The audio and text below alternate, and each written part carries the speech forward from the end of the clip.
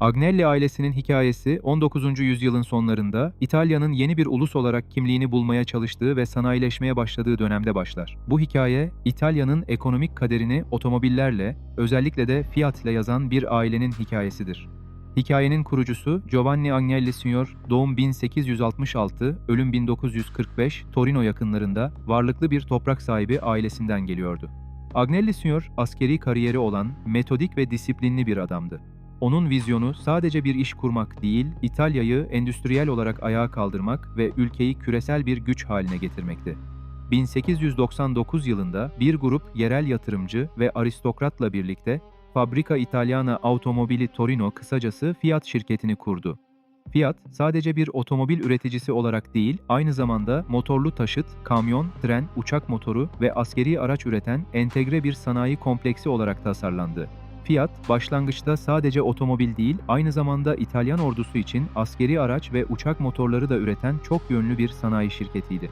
Agnelli Sr. 20. yüzyılın başlarında Amerika'ya seyahat etti ve Henry Ford'un seri üretim ve montaj hattı modeline hayran kaldı. Bu modeli hızla Torino'daki fabrikalarına uyarladı. İtalya'nın ilk modern, seri üretim tesislerinden biri olan ünlü Lingotto fabrikası, bu Fordist vizyonun bir kanıtıydı. Lingotto, üzerinde test pisti bulunan 5 katlı bir yapıydı ve Agnelli Sr.'ın endüstriyel dehasının simgesi haline geldi. Fiat'ın erken dönem başarısı, İtalyan hükümetiyle kurulan güçlü bağlardan ayrı düşünülemez.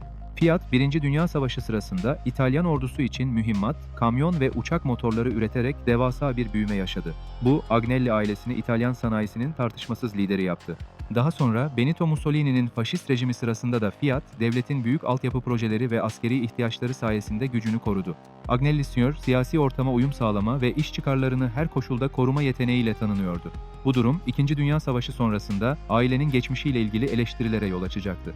1930'larda Agnelli ailesi, İtalya'nın en zengin ve en etkili ailelerinden biri olarak kabul ediliyordu. Onların Torino'daki yaşam tarzları, İtalyan sanayi aristokrasisinin zenginliğini yansıtıyordu. Ancak kurucu Giovanni Agnelli Sr. disiplinli ve çalışkan bir figür olarak kaldı.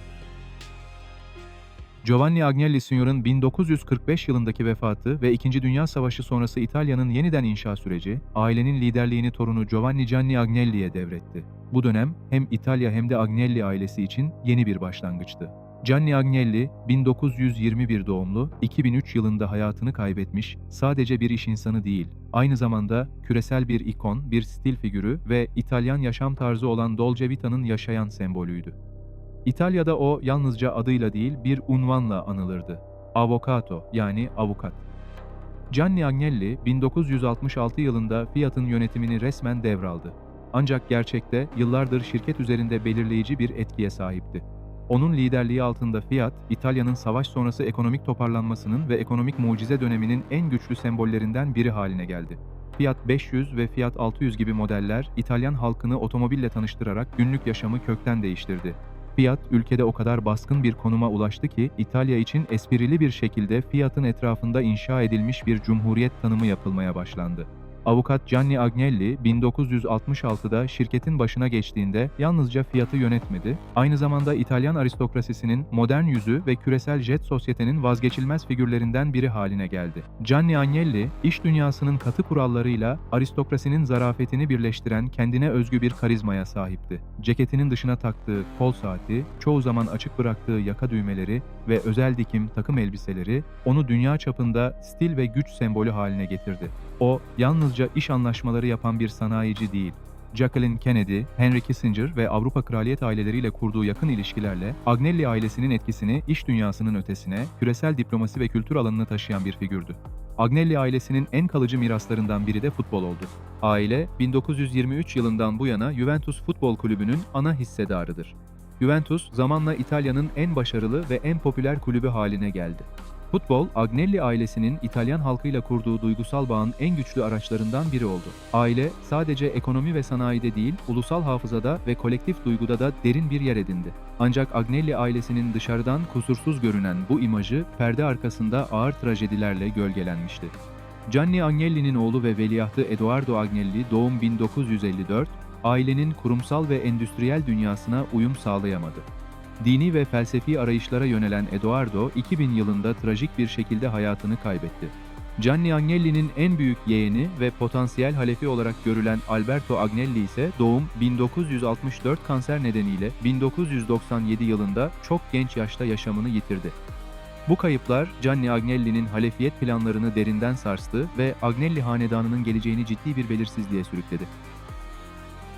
2000'li yılların başı Agnelli ailesi için hem kişisel kayıpların hem de şirketin finansal krizinin en yoğun olduğu dönemdi.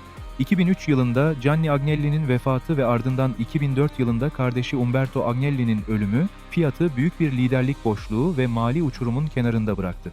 1990'ların sonları ve 2000'lerin başlarında Fiat, pazardaki rekabetin artması, sendika sorunları, eskiyen model yelpazesi ve maliyetli operasyonlar nedeniyle büyük kayıplar yaşamaya başladı. Şirket, İtalya'nın en büyük özel işvereni olduğu için Fiat'ın çöküşü tüm İtalyan ekonomisinin çöküşü anlamına geliyordu. İtalyan hükümeti ve bankaları Fiat'ı ayakta tutmak için büyük baskı altındaydı. Gianni Agnelli'nin ölümünden sonra ailenin geleceği ve Fiat'ın kurtuluşu genç ve deneyimsiz bir figürün omuzlarına yüklendi. Gianni Agnelli'nin torunu John Elkann doğum 1976. Elkann, büyük babasının trajik kayıpları nedeniyle belirlenen son umut adayıydı. John Elkann, 2000'li yılların başındaki krizde ailenin liderliğini üstlendikten sonra şirketin eski hantallığından kurtulmasını sağlayacak olan Sergio Marchionne'yi göreve getiren kilit figürdü. John Elkann'ın en büyük ve en kritik hamlesi, karizmatik ve acımasız İtalyan-Kanadalı yönetici Sergio Marchionne'yi doğum 1952 ölüm 2018. 2004 yılında CEO olarak atamasıydı. Marchionne, Fiat'ta radikal ve hızlı bir dönüşüm başlattı. Marchionne, İtalyan sendikalarıyla sert müzakereler yürüterek verimsizliği ortadan kaldırdı. Fiat 500'ün modern versiyonu gibi ikonik modelleri yeniden canlandırarak markaya yeni bir soluk getirdi. Şirketi batmaktan kurtarmak için devasa bir borç yapılandırma operasyonu yürüttü. Marchionne'nin sert ama etkili liderliği Fiat'ı sadece kurtarmakla kalmadı, aynı zamanda onu bir sonraki küresel aşamaya hazırladı. Fiat'ı mali krizden çıkaran Sergio Marchionne ve John Elkann bir sonraki aşamayı hedeflediler, küresel bir otomotiv devi olmak. Marchionne'nin felsefesi basitti. Küçük otomobil üreticileri tek başına hayatta kalamaz, birleşme şarttır.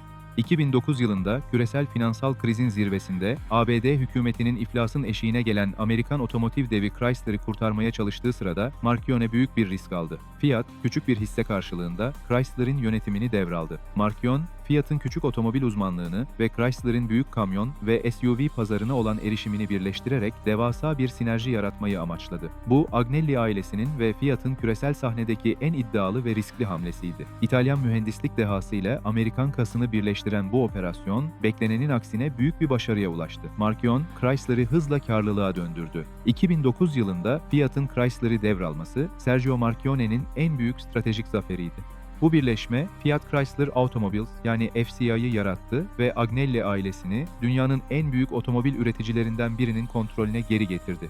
2014 yılında Fiat ve Chrysler birleşerek FCA adını aldı ve merkezi Londra'dan Hollanda'ya taşındı. Bu, Agnelli ailesinin kontrolündeki bir şirketin İtalya'nın sanayi kimliğinden koparak küresel bir holding haline gelmesinin sembolüydü. Bu hamle İtalyan milliyetçileri arasında tartışmalara yol açtı ancak finansal açıdan kritikti. John Elkann bu dönemde sadece FCA'yı yönetmekle kalmadı, aynı zamanda ailenin yatırım holdingi olan Exor'u da güçlendirdi.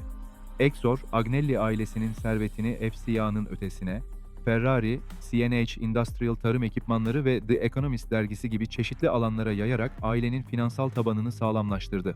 Bu dönem, ailenin finansal zekasını küresel sermaye piyasalarında rekabet edebilecek modern ve çeşitlendirilmiş bir yapıya dönüştürme başarısını gösterdi.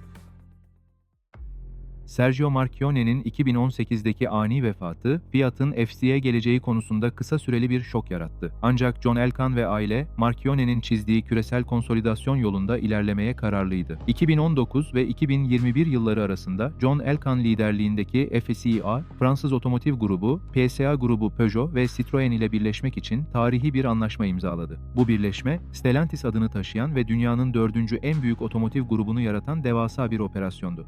Elkann, Stellantis'in yönetim kurulu başkanı olarak Agnelli ailesinin küresel otomotiv sektöründeki liderliğini korudu. Stellantis, 14 farklı markayı Jeep, Ram, Peugeot, Citroën, Opel, Fiat, Chrysler, Alfa Romeo ve BMW'de tek bir çatı altında birleştirdi. Özellikle elektrikli araçlar ve yeni teknolojiler alanında devasa bir ölçek ekonomisi yarattı. 2021 yılında FCA'nın PSA grubuyla birleşmesi sonucu kurulan Stellantis, Agnelli ailesinin John Elkann liderliğinde küresel otomotiv sektörünün geleceğini güvence altına alma hamlesidir. Aile, şirket üzerindeki kontrolünü Exor Holding'i aracılığıyla sürdürmektedir. Bugün Agnelli ailesinin serveti Exor Holding'i aracılığıyla yönetilmektedir. Aile, sadece Stellantis ve Ferrari gibi otomotiv devlerinde değil, aynı zamanda lüks spor ayakkabı markası Louboutin önemli bir hisse ve medya şirketlerinde de yatırım yapmaktadır. Bu çeşitlilik, ailenin John D. Rockefeller Sr.'ın finansal dehası gibi sanayi devinden modern ve çeşitlendirilmiş bir yatırımcıya dönüştüğünü göstermektedir. Agnelli ailesinin hikayesi sadece bir iş başarısı değil, aynı zamanda İtalyan kimliğinin ve sanayi kültürünün bir yansımasıdır. Kurucunun askeri disiplininden Gianni Agnelli'nin küresel zarafetine ve John Elkann'ın soğukkanlı finansal stratejisine kadar aile her zaman İtalya'nın ve küresel otomotivin merkezinde yer almıştır. Trajedilere ve finansal krizlere rağmen Agnelli soyadı, İtalyan kapitalizminin direncini ve küresel bir sanayi gücü olma yeteneğini temsil etmeye devam etmektedir.